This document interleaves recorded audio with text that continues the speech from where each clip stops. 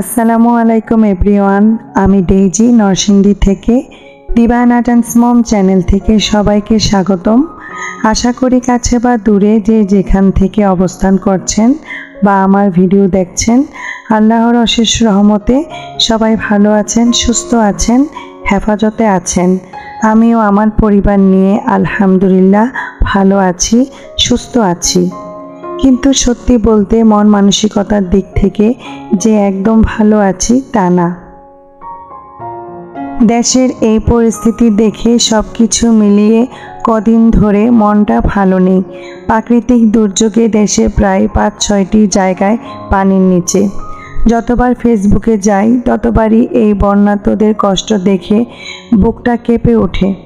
যদিও বাংলাদেশের সব জায়গা থেকে যার যার সাধ্যমতো সবাই সাহায্যের হাত বাড়িয়ে দিয়েছে, তারপরও ক্ষয়ক্ষতি পূরণ, মানুষের কষ্ট দুঃখ কবে শেষ হবে সেটা একমাত্র আল্লাহ ছাড়া আর আমরা কেউ জানি না। আল্লাহ যেন সবাইকে যার যার অবস্থান থেকে হেফাজত করেন, আমিন। আজকে যে ভিডিও দেখতে পাচ্ছেন এটা হচ্ছে শুক্রবারের ভিডিও। তো শুক্রবার বাসায় ছিলাম, আর কদিন ধরে তো খুব বৃষ্টি হচ্ছে। তো সকালে একবার ঘুম থেকে উঠে ফজরের নামাজ সেরে আবার ঘুমিয়েছিলাম, আর ঘুম থেকে উঠে দেখি বাজে সকাল 10টা। তো বাহিরে কিছু কাজ ছিল যেটা না করলেই না। আমার রান্নাঘরে কিছু মশলাপাতি শেষ হয়ে গেছে, আর কিছু শুকনা বাজার করতে হবে। তো এইসব বাজার বেশিরভাগ সময় আমিই করে থাকি।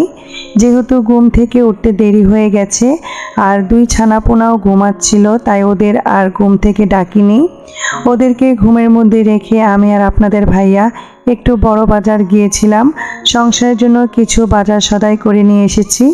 আর যেহেতু সকালে কেউ নাস্তা করিনি আর দেরি হয়ে গেছে নাস্তা বানাতে, তাই বাহির থেকে আসার পথে দেখলাম হোটেলে গরম গরম পুরি বাজছিল, তাই পুরি নিয়ে আসলাম। আর এই দিয়ে সকালের নাস্তা আমরা সবাই করে নিয়েছি, আর সাথে ছিল দুধ চা। তো এরই মধ্যে অনেক বেলাও হয়ে গেছে যেহেতু শুক্রবার ছিল, আর এই দিক থেকে রান্নাও দেরি হয়ে গেছে, তাই অন্যান্য কাজের আগে আমি মুরগির মাংস ম্যারিনেট করে রেখে নিয়েছিলাম।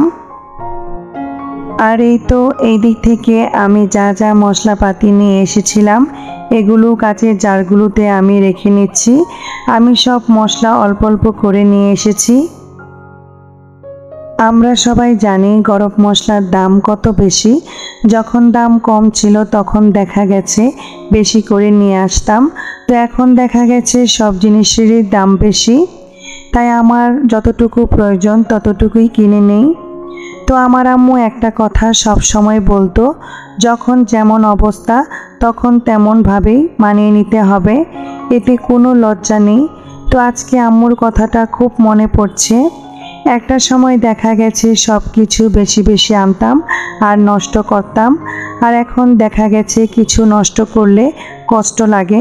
আসলে সময়ের সাথে পরিস্থিতির সাথে আমরা সবাই যার যার অবস্থান থেকে মানিয়ে নিতে পারি, আর এই মানিয়ে নিতে পারাটা আমরা একমাত্র গৃহিণী বলেন, হাউস ওয়াইফ বলেন, হোমমেকার বলেন, আমরাই পারি।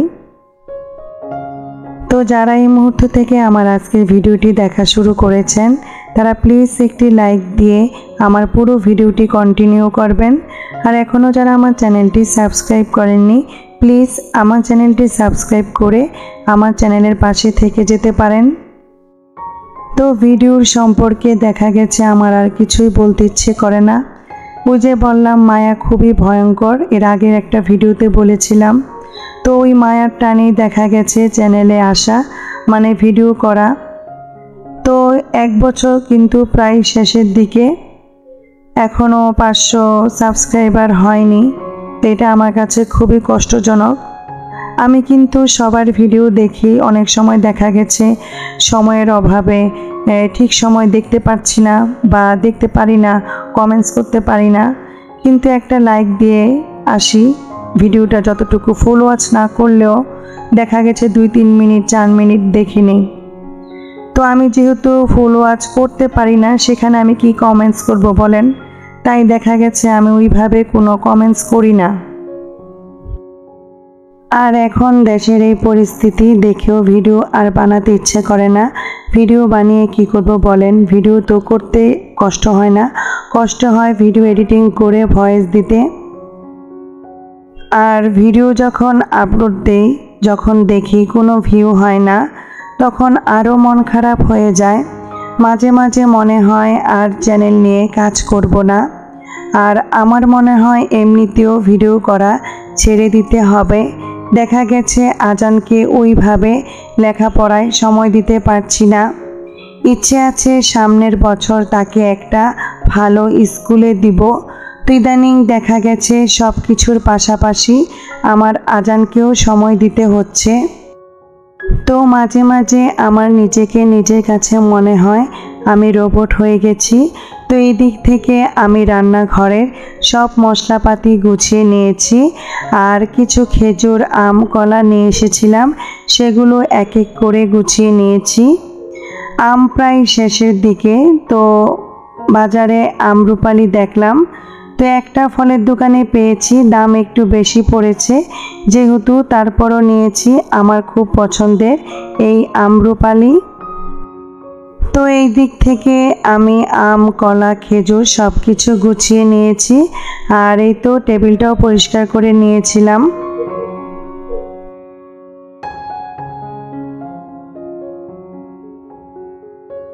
তো এরই মধ্যে সংসারে কিছু কাজ অফ ক্যামেরায় করে নিয়েছি। আর এখন চলে এসেছি দুপুরে রান্না করতে।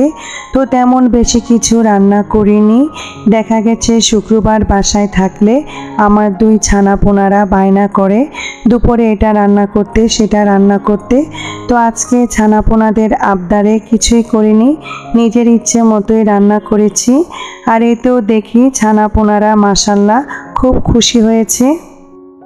তো এরই মধ্যে আমি পাশের চুলায় ডাল রান্না করে নিয়েছি ফ্রোজেন আম দিয়ে। আর এইদিকে আমি মুরগির মাংস রান্না করে নিয়েছি। তবে মুরগির মাংস একটু অন্যভাবে রান্না করে নিয়েছিলাম। সাধারণত আমি ফার্মের মুরগি রান্না করার আগে মুরগিটা হালকা তেলে ভেজে নিই। তো আজকে আর মুরগি না ভেজে আগেই ম্যারিনেট করে রেখেছিলাম টক দই, লবণ, গোলমরিচ আর অল্প আদা রসুন পেস্ট দিয়ে। তো আমি কিছু পেঁয়াজ বেরেস্তা করে নিয়েছি, এটা আমি মুরগির মাংসে পরে দিয়ে নিয়েছিলাম। আর এই তো দেখতে পেলেন আমি ম্যারিনেট করা মাংস দিয়ে নিয়েছি। তার সাথে পরিমাণ মতো হলুদ গুঁড়া, মরিচ গুঁড়া, ধনিয়া গুঁড়া, স্বাদ মতো লবণ দিয়ে নিয়েছি। তারপর কিছুক্ষণ মাংস কষানোর পর বাদাম আর পেঁয়াজ পেস্ট দিয়ে নিয়েছিলাম। দেখা গেছে মুরগির মাংস একইভাবে রান্না করে খেতে ভালো লাগে না, মাঝে মাঝে রান্নায় একটু চেঞ্জ আনলে খেতে ভালো লাগে আর খাবারের রুচিও ফিরে আসে। তো আমি মাংসের মধ্যে ভাজা জিরে গুঁড়া আর আমার স্পেশাল মাংসের মশলা দিয়ে নিয়েছিলাম। আর নামানোর আগে আমি কাঁচা মরিচ, পেঁয়াজ বেরেস্তা আর একটু ঘি দিয়ে নিয়েছিলাম। আর এই ঘি দেওয়াতে মাংসের মধ্যে খুব সুন্দর একটা স্মেল এসেছিল। তো আমি যেহেতু বাদাম পেস্ট দিয়েছিলাম তাই আলাদা করে চিনি দেইনি। তো আপনারা যদি চিনি খেতে পছন্দ করেন তাহলে একটু চিনিও দিয়ে নিতে পারেন। তো এই দিক থেকে আমার মাংস রান্না হয়ে গেছে। তো মাংস রান্নাটা খেতে কিন্তু খুব মজার হয়েছিল। তো আমি কিন্তু আবার পোলাও রান্না করেছিলাম। একবার ভেবেছিলাম পোলাও রান্না করব না, পরে ভাবলাম এত মজা করে মাংসটা রান্না করেছি, পোলাও দিয়ে না খেলে মজা লাগবে না।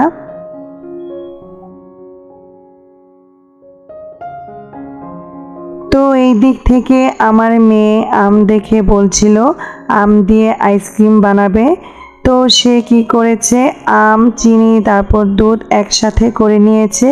তো একবার বলেছিল সে ব্লেন্ডার করবে, পরে দেখা গেছে সে ভয় পায়, তো আমি করে দিয়েছিলাম। তো আমি আমটাকে ব্লেন্ডার করে একটা আইস বক্সে রেখে তারপরে ফ্রিজে রেখে দিয়েছিলাম। তো আমের আইসক্রিমটা খেতে বাজার মানে দোকানের মতো হয়নি, তবে খেতে কিন্তু খারাপ হয়নি, ভালোই হয়েছিল।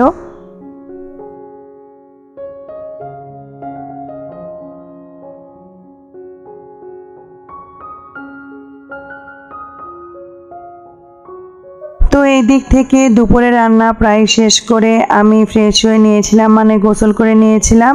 তো আপনাদের ভাইয়া যেহেতু পোলাও খাবে না, তো তার জন্য আমি পাশের চুলায় ভাত বসিয়ে দিয়েছি। আর আমার কেন জানি খুব ভর্তা খেতে ইচ্ছে করছিল, তাও আবার কাঁচা মরিচ দিয়ে। তো বেশিরভাগ সময় কিন্তু আমি শুকনা মরিচ দিয়ে মানে শুটকির ভর্তাটা করে থাকি, তাও আবার পাটায় বেটে। তো আজকে আমি কাঁচা মরিচ দিয়ে ভর্তাটা করে নিয়েছিলাম। তো হাতে মেখে ভর্তাটা করে নিয়েছিলাম। আর খেতে কিন্তু মাশাআল্লাহ খুবই মজার হয়েছিল।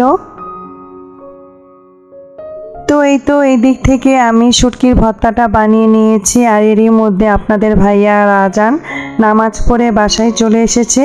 তো তাদেরকে আমি টেবিলে খাবার দিয়ে নিচ্ছি। তো এই ছিল আমার ছোট্ট একটি ব্লগ। আশা করছি আমার পুরো ব্লগটি আপনারা এতক্ষণ ধৈর্য ধরে দেখে নিয়েছেন। তো আজকের ব্লগটি আমি এখানেই শেষ করে নিচ্ছি। আবার হাজির হব নতুন আরও একটি ব্লগ নিয়ে। ততক্ষণ পর্যন্ত সবাই ভালো থাকুন, সুস্থ থাকুন। আল্লাহ হাফেজ।